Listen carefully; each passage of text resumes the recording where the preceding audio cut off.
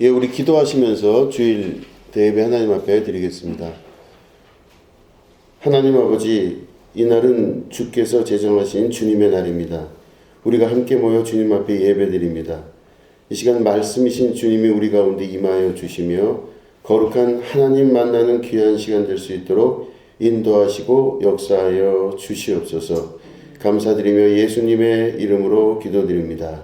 아멘. 예, 우리 함께 찬양하시겠습니다.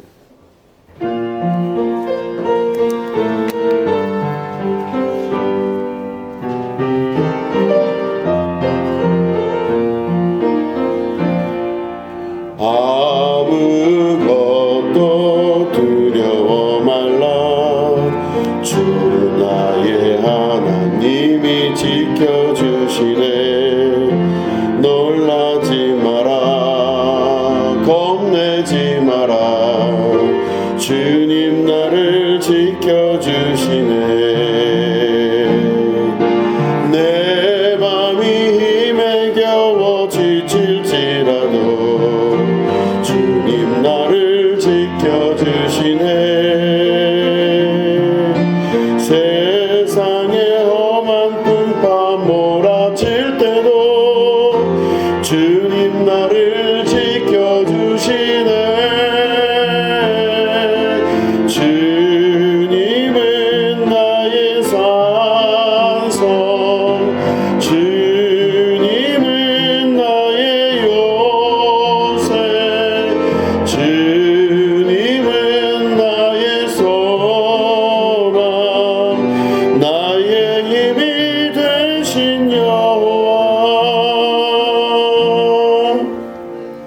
아멘. 우리 하나님 말씀 함께 보시겠습니다. 출애굽기 3장 1절부터 5절에 있는 말씀입니다.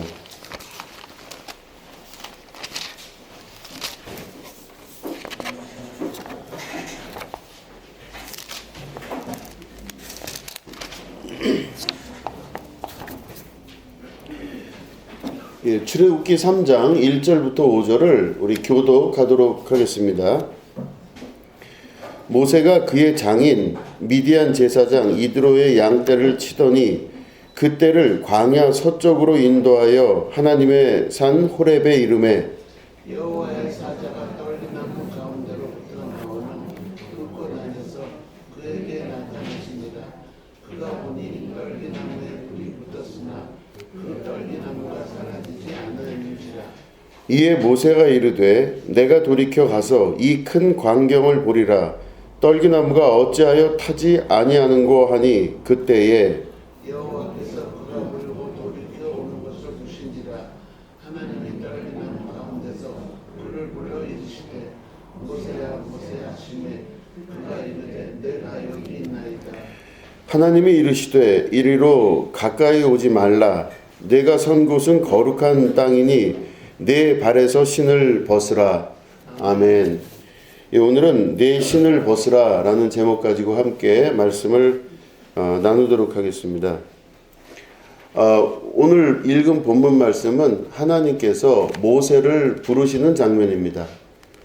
모세를 부르시는 이 장면은 이스라엘 백성이 애굽에서 종노릇하고 노예 노릇을 하는 그 역사를 끝내고 이제는 하나님께서 그들을 430년 동안 노예 생활했던 이스라엘을 자유의 몸으로 이끌기 위해서 모세를 부르시는 이제 그 장면이 오늘 우리가 읽은 본문의 말씀입니다. 출애굽의 이 시작은 바로 모세를 부르면서 시작이 됩니다. 그런데 하나님께서 모세를 부르시면서 그 장면을 보면 모세가 양을 찾으러 한 산 위로 올라갑니다. 이제 그 산은 호렙산이라고도 이야기하고 또 어떤 성서학자는 그 호렙산이 곧 신의 산이다 이렇게 이야기도 합니다. 근데 그곳을 올라가서 양을 찾으려고 하는데 한쪽에 그 떨기나무라고 하는 나무가 있는데 불이 붙어서 막 타고 있는데 그 나무는 정작 타지를 않고 불만 붙어 있더라라고 기록하고 있습니다. 그런데 그 나무에서 음성이 들리면서 뭐라고 말씀을 하시냐면 네가 선 곳은 거룩한 땅이니 내 신을 벗으라 이렇게 말씀을 하십니다. 내가 선 곳은 거룩한 땅이니 내 신을 벗으라. 그러니까 모세를 불러서 사실은 뭐 그 전에 있었던 말씀은 이리로 가까이 오지 말라를 먼저 말씀을 하셨죠. 그렇지만 정작 행동으로 하시는 진짜 말씀은 뭐냐면 신을 벗으라 이겁니다. 왜 신을 벗으라 그러셨을까 생각을 해보시면 고대에는 노예나 집에 부리는 종들은 두 가지를 가질 수가 없었습니다. 하나는 그 자신의 이름을 가지면 안 됩니다. 그래서 뭐 그 사람의 이름이 없기 때문에 가난하고 이제 종 노릇하거나 이런 사람들이 이름이 없어서 그 뭐 바디메오 그럼 뭐 디메오의 아들 이런 식으로 이야기하는 것처럼 자신의 이름이 없었습니다.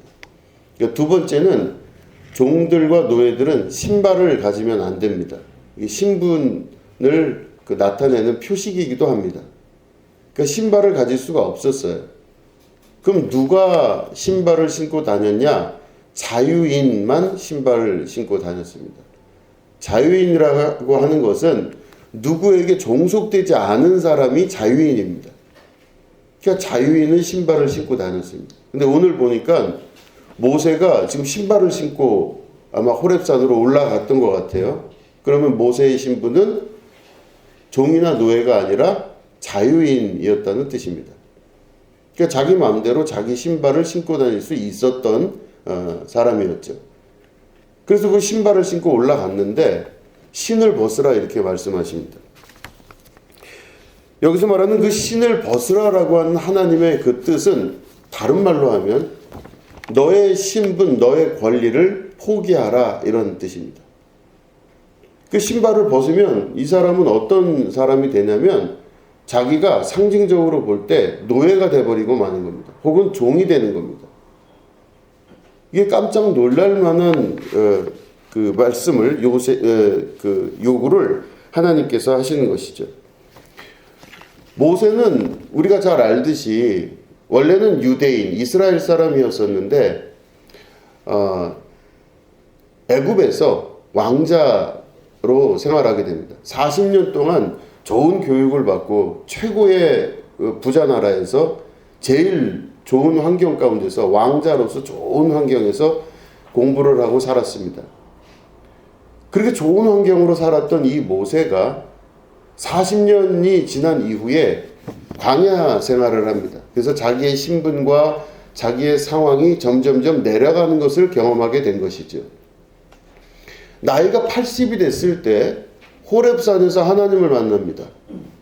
그러면 거기까지 호렙산에서 하나님을 만나기 직전까지의 모세의 인생은 왕자부터 시작해서 계속 밑으로 내려가는 인생이었다고 볼 수가 있습니다. 안 풀려도 너무 안 풀리는 인생이었죠. 정말 안 돼도 이렇게 안 될까 싶을 정도로 그 80년 인생에서 위에서부터 밑으로 계속적으로 내려오는 인생이었다는 뜻입니다. 쭉 내려왔어요. 왕자였다가 양치기를 하는, 처가살이 하면서 양치기 하는 사람으로 살아갔습니다. 그런데 이 절정에 이른 게 바로 뭐냐면 하나님을 만난 그 순간에 하나님께서 무엇을 마지막으로 요구하시냐면 그래도 전적이 왕자였었고 그래도 자기가 자유인으로서 살만하게 어느 정도 역할을 하면서 양치기도 하고 식구들 먹여 살릴만 하다 싶을 때 그 사람의 마지막 신분을 종으로 만들어 놓으십니다. 네 신발을 벗어라. 그러니까 결국 그 사람이 종의 형태를 가지게 된다 이런 뜻입니다. 거기서부터 바로 출애굽의 역사가 시작이 되는 것입니다. 성경이 갖고 있는, 하나님 나라가 갖고 있는 아주 중요한 모순과 또 역설이 바로 이 안에 존재하는 것을 볼 수가 있습니다. 하나님의 종이 된다고 하는 것은 진짜 종을 말하는 것입니다. 그런데 이 역설은 바로 모세가 모든 것을 버리고 자기 자신의 신분마저 완전하게 버리게 된 이후에 하나님께서 그 신분을 높여주시고 그 삶을 회복시키시는 역사가 시작이 된다는 것입니다. 이스라엘이 자유를 잃고 430년간 종살이하고 노예 생활을 했던 그 이스라엘이 자기를 온전히 버려놓고 완벽하게 신을 벗은 그 순간서부터 그 인생과 삶은 역전이 되는 삶으로 바뀌기 시작한다는 것입니다. 하나님 나라의 역사는 그래서 복을 얻기 위해서는 복을 버려야 되는 절대절명의 위기를 경험하게 됩니다. 신앙생활을 할 때 우리가 보면 이 역사를 항상 기억할 수 있어야 됩니다. 살려고 하는 자는 죽는다, 우린 그렇게 알고 있습니다. 자기가 살려고 하는 사람은 죽고 죽고자 하는 사람은 산다 그랬습니다. 버리려고 하는 사람은 얻고 얻으려고 하는 사람은 반드시 잃어버릴 수밖에 없습니다. 내가 무언가를 잡으려고 하면 그 사람은 절대 잡지 못하고 놓칠 수밖에 없고, 어떤 사람이 손을 내려놓는 순간서부터 그 사람에게는 모든 것들이 들어오기 시작한다는 것입니다. 모세는 자기의 신분이 나락으로 떨어지고 이제는 왕자가 아니라 양치기도 아니라 그나마 가지고 있었던 자유인도 아니라 이제는 신발을 벗음으로 종의 신분으로 바뀌게 될 때 그 종의 신분이 곧 그 사람이 자유인이 되는 첫 번째 시작이 된다는 것입니다. 저도 목회를 처음 시작할 때 여러 가지 생각을 많이 했습니다. 많이 여러 가지 생각을 했는데 그때 막 차오르는, 나는 이렇게 목회를 할 것이고 이런 목사가 될 것이고 막 이런 생각을 하고, 또 저희가 이제 결혼해서 이제 그 목회를 얼마 있다 나갔죠. 그러니까 한 1년 반 정도 있다가 목회를 나갔는데, 둘이 이제 우리는 어떻게 목회를 할까 막 이런 계획도 세우고 그랬었어요, 부부가. 근데 어느 순간 하나님께서 그 모든 것들이 다 깨지게 만드십니다. 그러니까 완벽하게 깨지게끔 만드셔요.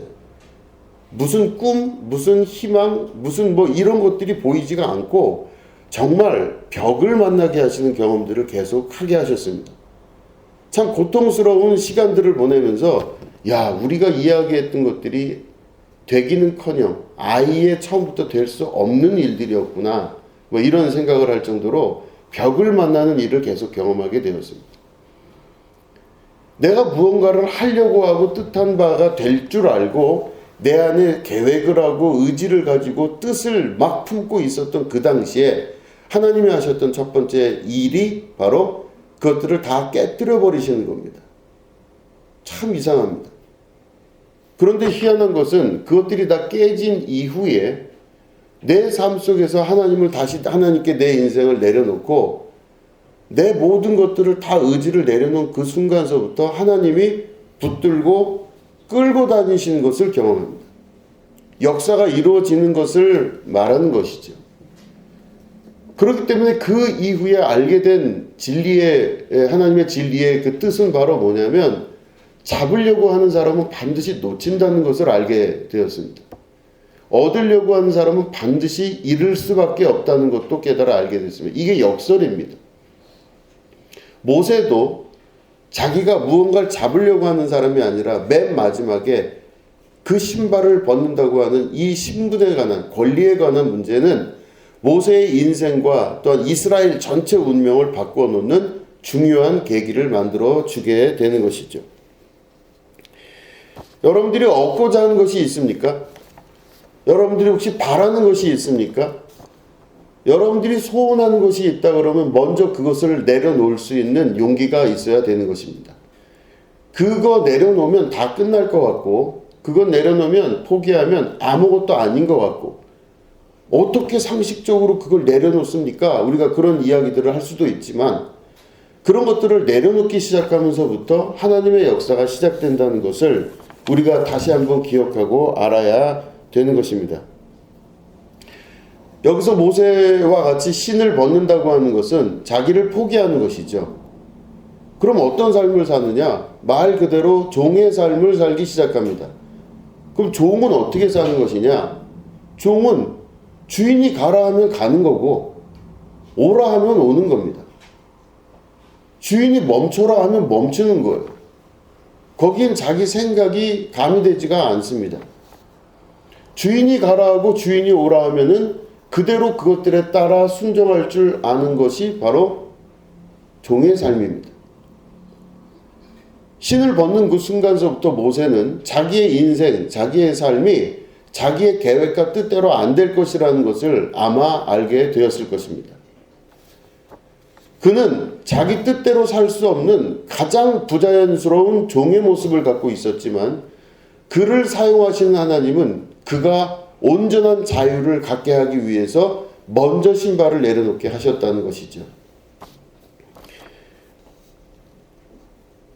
그렇기 때문에 하나님께서는 마지막까지 사랑하는 사람들을 이끌어서 그 마지막까지 광야에서 성령의 내몰아치심의 역사를 통해서 하나님의 사랑하는 사람들은 마지막에 그 신발을 벗게끔 하시는 것이 하나님의 계획과 뜻입니다. 모든 신앙의 역사는 그렇게 진행되어 왔고 하나님 말씀 안에 있는 수많은 인물들도 결국엔 다 그 변화의 과정 그리고 그 포기의 과정들을 겪고 나서 하나님께서 주시는 것들을 얻게 되고 누리게 되는 것을 경험하게 되는 것입니다. 만약에 생명을 얻으려면 어떻게 해야 되겠죠? 생명을 버릴 수 있어야 되겠죠. 이게 곧 뭐와 같으냐면 마중물과 같습니다. 요즘은 그런 게 별로 없지만 옛날에 이렇게 펌프라고 이렇게 있었어요. 펌프가 있는데 그 펌프가 여러분들 아시는 분은 아시죠? 모르시는 분은 모르시죠? 너무 당연한 거를 이런 식으로 물어보는데 펌프 아세요? 이 펌프. 모르시는 분도 한 반대는 펌프가 있었어요 옛날에. 그래서 집마다 이렇게 단독주택들 옛날에 가보면 이게 펌프가 있어갖고 지하수를 관정을 뚫어서 거기다가 이렇게 동그랗게 이렇게 생긴 펌프가 있어서 이제 손잡이 갖고 이렇게 누르면 물이 축축축축축 빨려 올라와요. 그럼 이제 펌프가 이렇게 내려오면 여기다가 양재기에다가 물을 담아서 뭐 그걸로 뭐 밥도 해 먹고 빨래도 하고 뭐 이렇게 하는 거죠. 그런데 이 펌프가 어떤 때 보면 말라요. 이게 물이 쭉 밑으로 내려가서요 뻑뻑하고 아무것도 안 올라오고 그냥 말라버립니다. 그러면 옛날에 저 어릴 때 이렇게 어른들이 가서 뭘 하시냐면은 모아놨던 물, 항아리 같은 데다 물 모아놓잖아요. 그럼 모아놨던 물을 이렇게 떠다가 거기다가 물을 부어요. 그러면 볼락볼락볼락볼락 하면서 숨 쉬듯이 물이 쭉 들어가요. 그러면 누가 또 그래요 옆에서 아이 조금 더 넣으라 그래요. 그럼 누가 또 가서 또 더 넣어요 물을. 그리고 나서 이렇게 뻑뻑뻑뻑 하다 보면요 어느 순간 이게 들어간 그 물이 밑에 있는 물들을 쭉 잡아당겨서 진공을 만들어서 이렇게 쭉 잡아당겨서 그 밑에서 물이 이렇게 올라와요. 그때 그 넣는 물을 뭐라고 하냐면 마중물이라고 합니다. 마중물은 물을 끌어당기기 위해서 넣는 물이에요. 물을 끌어당길 때 물을 넣을 수 있다는 것. 이제 그 안에서도 보면은 하나님 나라의 역설이 그대로 보이는 것을 볼 수 있습니다. 우리는 물을 얻고 싶은데 물을 끌어당기고 싶은데 있는 물마저도 아껴야 되는데 있는 물을 갖다 부어야 그 마중물 때문에 이 펌프에서 올라오는 물을 끌어당길 수 있다는 것입니다. 참 삶의 역설이며 진리라고 볼 수 있습니다. 우리의 각자 원하는 것들이 다 있어서 이만큼 저만큼 되는 다 소망과 꿈들을 갖고 있습니다. 그래 이런 소망 저런 소망 이런 욕심 저런 욕심들을 우리는 잔뜩 갖고 있는 상태에서 그 모든 것들을 얻으려고 하는 마음이 있는데 그 얻기 위해서는 먼저 그것을 포기할 줄 아는 지혜와 용기가 필요하다는 것입니다. 여러분들 뭐가 있어요? 여러분들 뭐가 있어요? 여러분들 원하시는 게 뭐가 있습니까? 자녀가 잘 되기 원하십니까? 아멘? 자녀가 없는 분들이만 그럼 자녀를 먼저 어떻게 해야 돼요? 포기하셔야 돼요. 아멘? 쉽지 않은 결정이구나. 그죠? 포기하셔야 돼요. 돈을 잘 벌기 위해서는 어떻게 해야 될까요? 돈 보기를 돌같이 볼 수 있는 용기와 결단이 있으셔야 됩니다. 내가 원하는 것이 있다 그러면 하나님은 우리가 원하는 것을 주시겠다 말씀하셨습니다. 너희들이 무엇인지 구하라. 내 말이 너희 안에 거하고 너희가 내 안에 거하면 무엇이든지 구하라. 그리하면 이루리라. 그러면 원함이 있다는 뜻입니다. 원함이 있을 리가 없다 이게 아니에요. 하나님께서 우리에게 원함이 있다라고 하는 가정을 하셨다는 것입니다. 그러면 우리가 그 원함을 얻는 것에 대해서 죄책감을 가질 필요는 없습니다. 대신 원하는 것을 얻기 위해서는 정말 하나님께서 주신 지혜의 말씀을 통해서 그걸 얻을 수 있어야 됩니다. 세상의 방식은 그게 아니에요. 세상의 방식은, 살아있는 세상의 방식은 내가 원하는 걸 얻기 위해서 그런 식으로 하지 않아요. 그런데 조금 더 깊이 들어가 보면요, 정말로 많은 사람들이, 정말 깊이 들어간 사람들이 그 비밀들을 내어놓는 것을 볼 수 있습니다.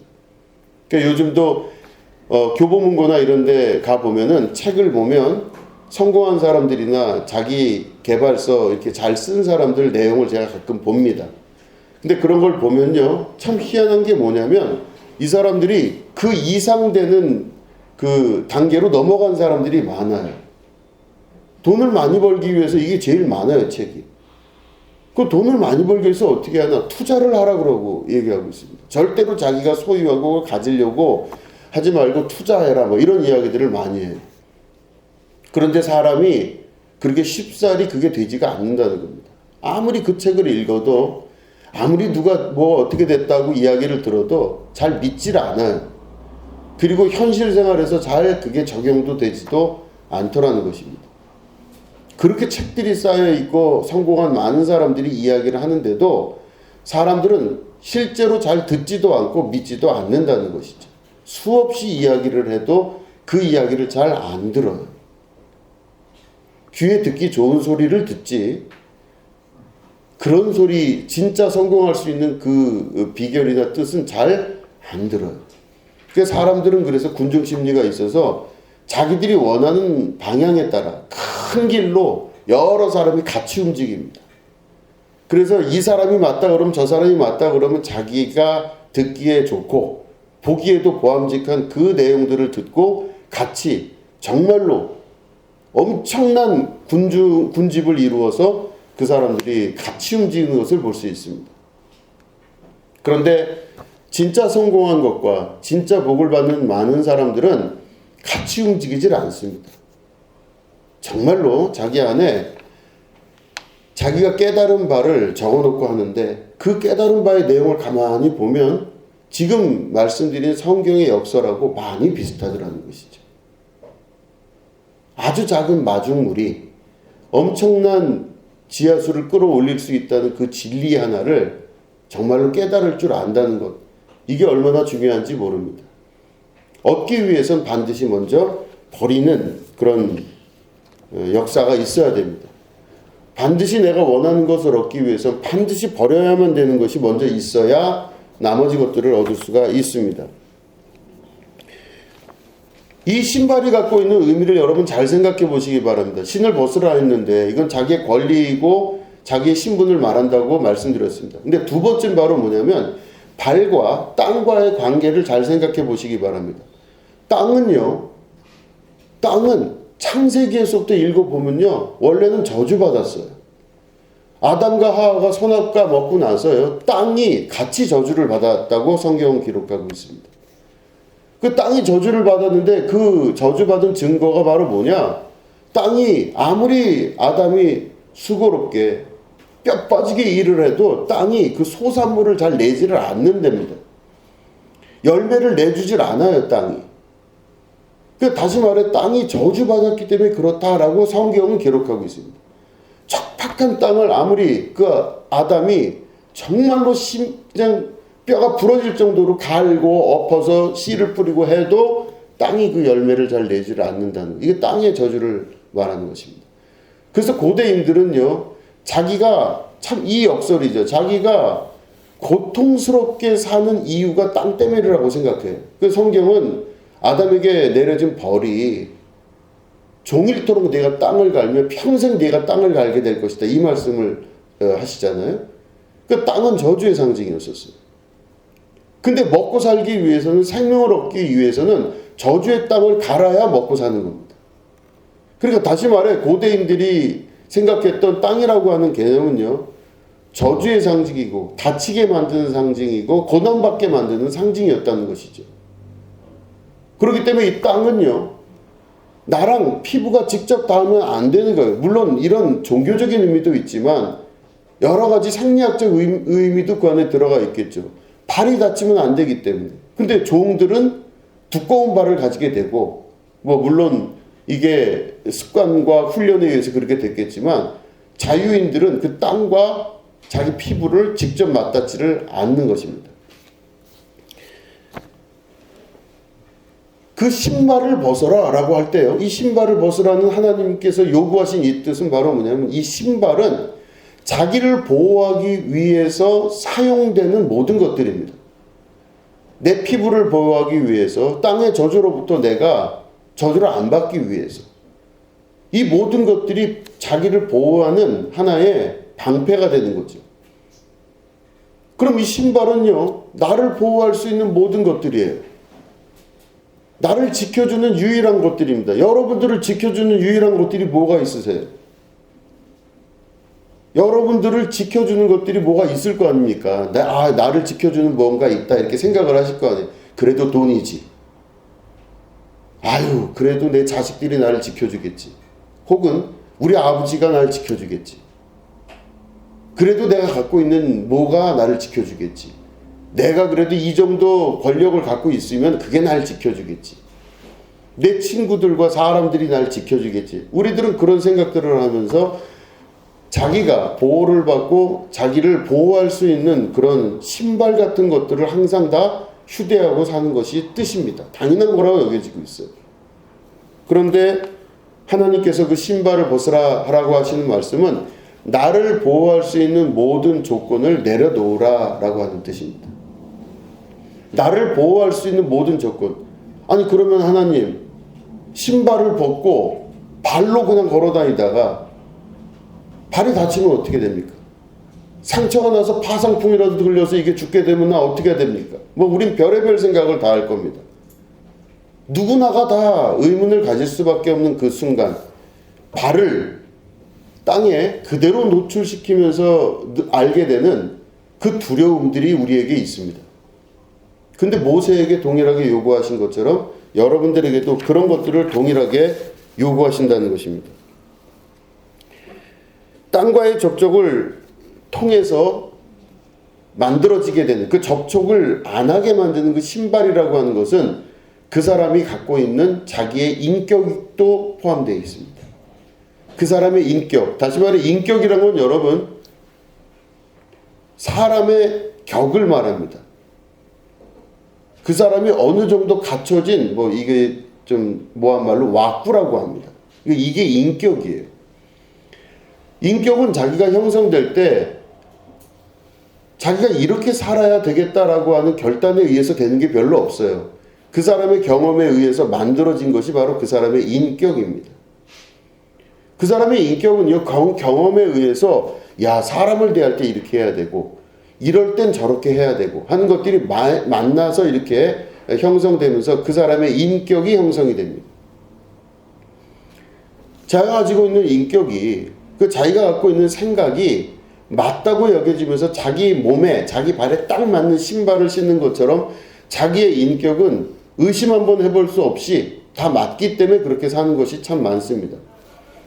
그런데 하나님께서는 그 인격과 같은 것들을 내려놓으라고 말씀하고 계십니다. 다시 말해 내가 알고 있었던 경험, 지식, 틀 이런 걸로 인해서 만들어진 자아를 내려놓으라고 말씀을 하고 계시는 것이죠. 제가 이렇게 보면 신앙생활이 과연 어떻게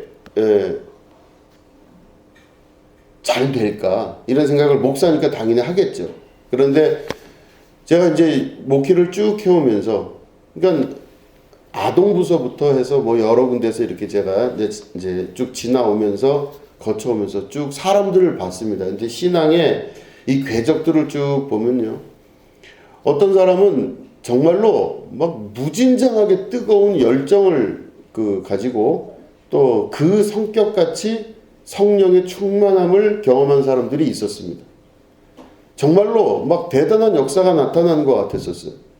근데 그 사람이 희한한 것은 자기 자신으로 돌아오더라는 것입니다. 참 이상해.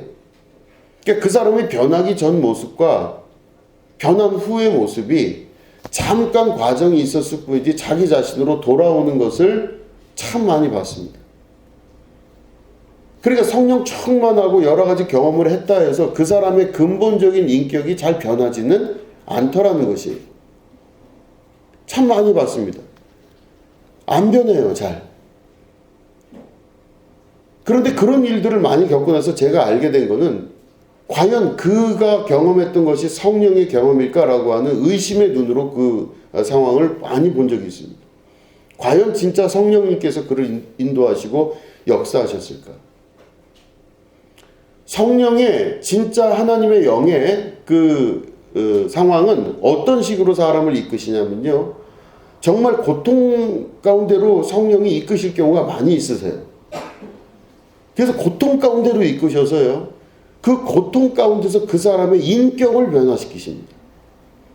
그럼 인격이 변화됐다는 건 무슨 뜻이냐면 그 사람의 옛 자아가 없어져요. 옛날 사람이 아니에요, 그 사람이. 그거 겪은 다음에 그 사람이 옛 사람이 아니게 돼요. 방언을 하고 뭐 엄청난 능력을 있고 뭐 손을 대면 병이 낫고 하는 그런 기적적인 사건들이 일어난 다음에 그 사람이 변하는 경우보다 그 사람이 어떤 어려운 일을 겪으면서 성령이 준비하시고 예비해 놓으신 길을 겪다가 그 어려움 가운데 그 사람의 인격이 변하는 것을 경험하게 될 때 그 사람의 옛 자아는 없어지고 그 사람의 새로운 모습이 그를 통해 형성되는 것을 많이 보게 되었습니다. 그런 분들도 계셔요. 그러니까 우리가 교회에서 잘못 생각하고 있는 것은 부흥회를 통해서 성령의 뜨거운 역사가 나타나고 환상을 보고 기적을 체험하고 뭐 이런 것들만 성령의 역사로 강조될 때가 많은데 성령님은 절대 그렇지가 아니하십니다. 마태마가 누가복음만 자세히 읽어보셔도 성령님은 그런 식으로 역사하시질 않으세요. 오히려 어려움 가운데 그를 그대로 놔두시는 경우가 있습니다. 대신 그가 무너지지 않도록 그를 마지막까지 지키시는 걸 볼 수 있습니다. 예수님께서 겟세마네 동산에서 기도하실 때 정말로 그 흐르는 것들이 피같이 흘렀다고 기록하고 있습니다. 그럴 때 성령이, 그러니까 천사가 그를 돕더라 하는데 어느 성경에서, 다른 성경에서는 성령이 그를 돕더라 이렇게 기록되어 있습니다. 그러면 성령이 그를 도우실 때는 그래도 예수님 정도 되시면 고통받지 않고 좀 그 위기를 담담함으로 잘 넘기셔야 되잖아요. 예수님 정도 되면 당당하게 그거를 잘 넘기시고 멋지게 십자가 지시고 딱 사람들한테 V자 그리면서 딱 떠나가셨으면 얼마나 멋있어요. 그런데 예수님의 가장 어렵고 힘든 비참한 장면 가운데 성령이 그 예수를 돕는다고 하는 건 기도를 도운 거지 예수님이 고난받고 고통당하고 정말로 힘들어하는 그 장면을 없애주지는 않으셨다는 뜻입니다. 이게 참 이상한 거예요.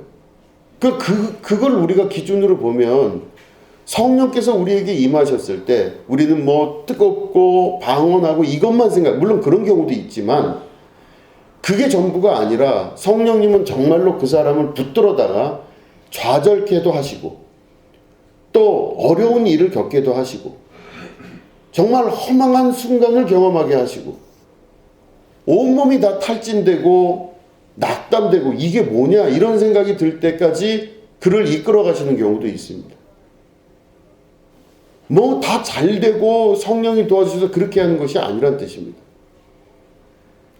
근데 만약에 우리의 옛자, 나를 보호하는 단단하고 두꺼운 그 신발이 내 안에 있을 때, 자기를 충분히 보호할 수 있을 만한 신발이 있을 때 성령은 그 신발을 오히려 두께를 더 두껍게 해주고 좋은 신발로 갈아주시는 게 아니라 그 신발을 벗으라라고 말씀하십니다. 이게 성령이 하시는 일이에요. 그럼 우리가 오늘 알아야 될 건 바로 뭐냐면 내가 성령에게 이끌리냐 안 이끌리냐를 잘 볼 수 있습니다.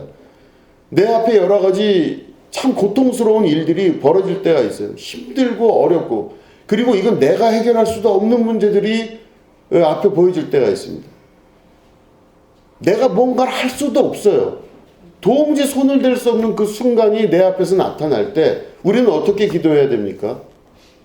하나님 이 문제를 해결해 주십시오라고 많이 기도하지만 더 중요한 기도는 성령님 이 터널을 내가 통과할 수 있도록 약해지지 않도록 도와주시옵소서.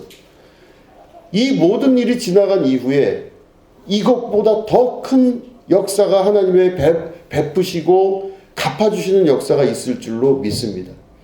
나를 훈련시키시고 내 인격을 가다듬으시는 하나님의 역사를 오늘도 제가 제 눈으로 목도하오니 하나님 나를 도와주시옵소서. 이렇게 기도할 수 있는 사람이 진짜 신앙인이 되는 것입니다. 자, 마지막입니다.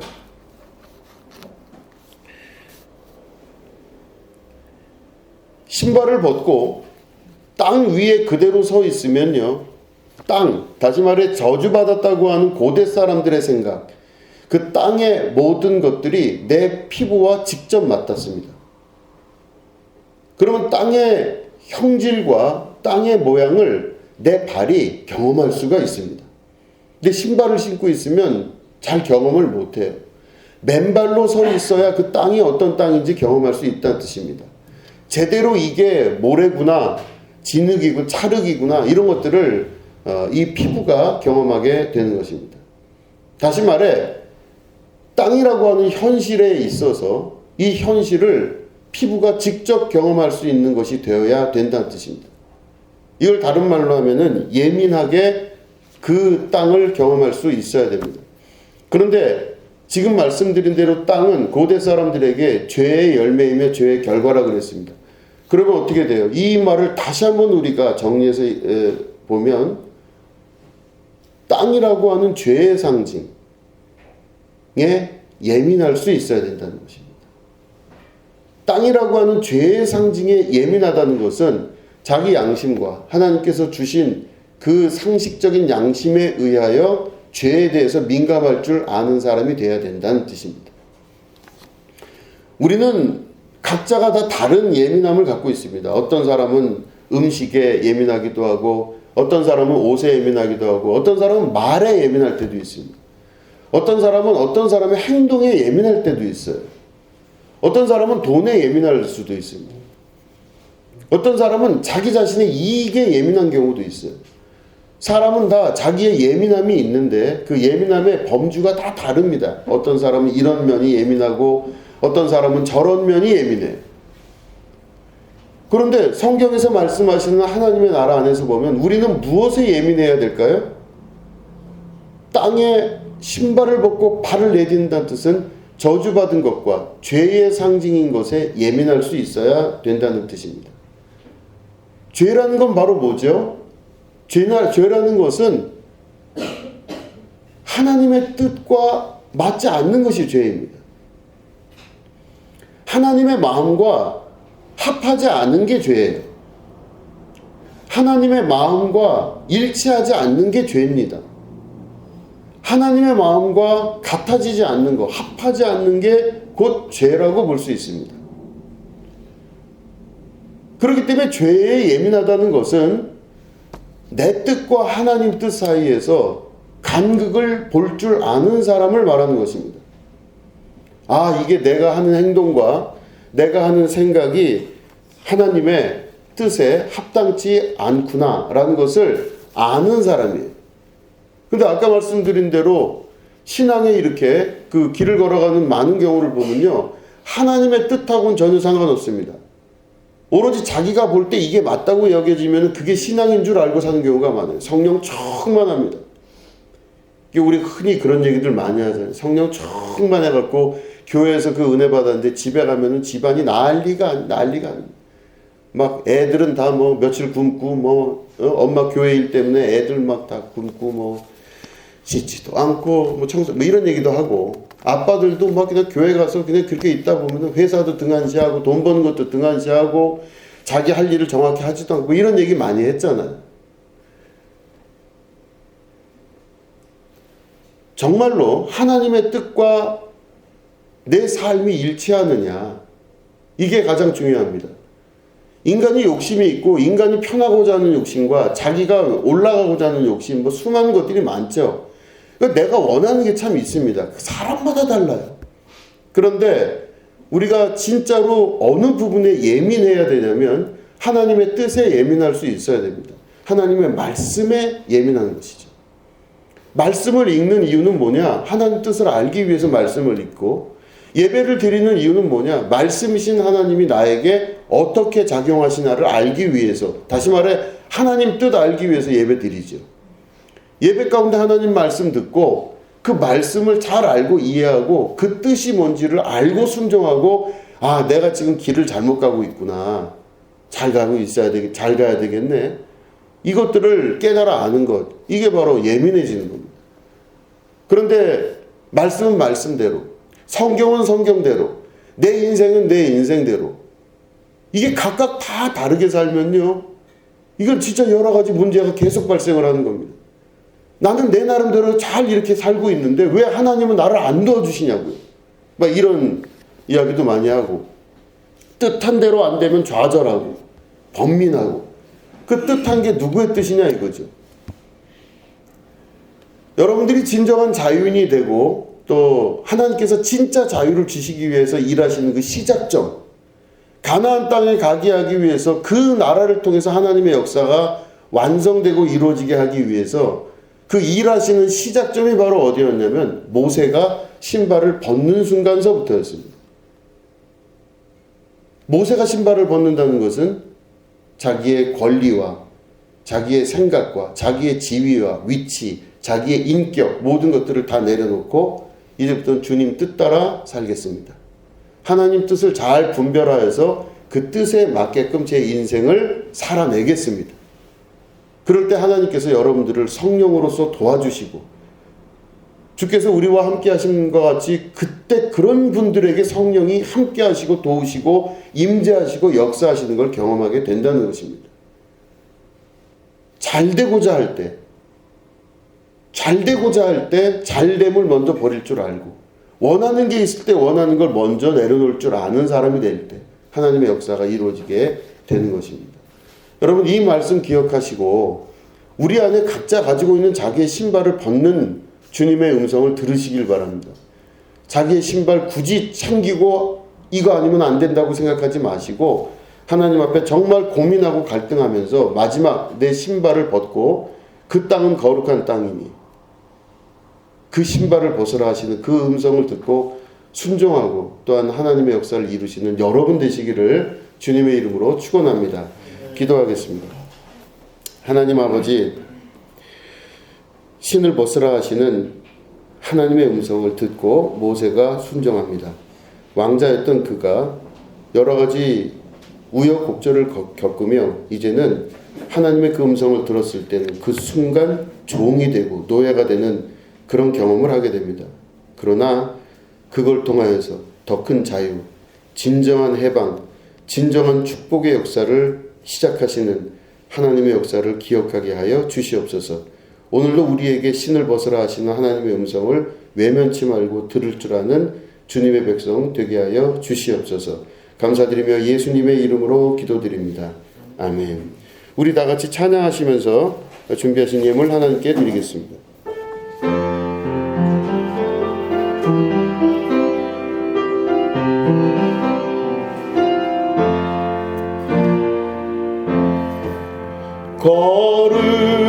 거룩하신 하나님, 주께 감사드리세. 날 위해 이 땅에 오신 독생자 예수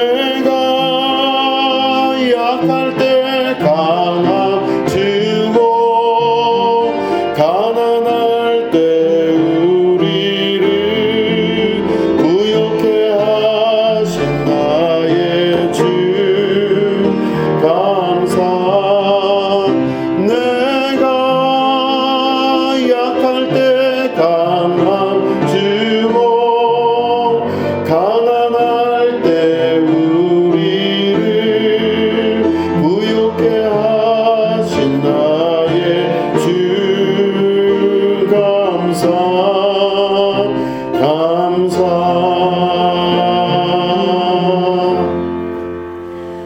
하나님 아버지, 예물 드린 성들들을 기억하시고 하나님께서 그 오른손을 이 예물 위에 얹으셔서 축복하여 주시고 물질의 어려움 당치 않도록 도와주시옵소서. 물질을 지배하고 정복하고 다스릴 줄 아는 자가 되게 하시고 주께서 주시는 지혜로서 이 모든 것을 능히 감당하여 이길 줄 아는 축복의 자녀 삼아 주시옵소서. 하나님께서 주시는 신령한 은혜로 살 수 있도록 도와주시옵소서. 감사드리며 예수님의 이름으로 간절히 축복하며 기도드립니다. 아멘. 예, 우리 교회 소식입니다. 우리 교회 소식은 주보를 참조해 주시기 바랍니다. 네, 오늘 점심 식사 후에 역시 오후 예배를 드립니다. 예, 우리 다 같이 일어나셔서 찬양하시고 나서 우리 예배를 마치도록 하겠습니다.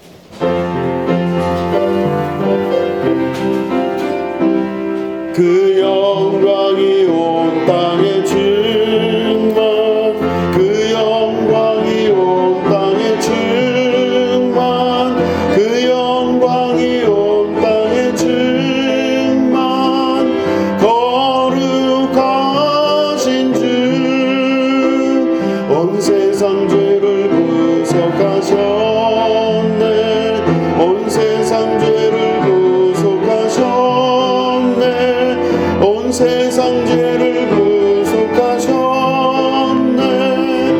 어린 양 예수. 하나님 아버지, 어려움에 처한 주님의 백성들을 위로하시고 이끄시며 하나님께서 오늘도 구름 기둥과 불 기둥으로 이끌어 주시옵소서. 힘들고 어렵고 내 마음을 알 수 없을 정도로 괴롭고 힘든 모든 영혼들에게 주께서 오늘도 그 손길을 내려주시고 함께 하셔서 이 모든 것들을 잘 통과할 줄 아는 주님의 백성 되게 하여 주시옵소서. 그 전에 먼저 자신을 주님 앞에 온전히 내려놓으며 하나님, 내 인생은 주님 것입니다. 주께서 제 인생을 맡으셨습니다. 책임져 주십시오. 이렇게 기도할 줄 아는 용기의 백성 되게 하여 주시옵소서. 지금은 우리 구주 예수 그리스도의 은혜와 하나님 아버지의 지극하고 무궁하신 사랑과 성령님의 감화감동 축복교통 역사하심이 오늘 예배 가운데 함께하는 주님의 거룩한 백성들 위에 지금부터 영원히 함께 하옵시기를 간절히 축원하옵나이다. 아멘.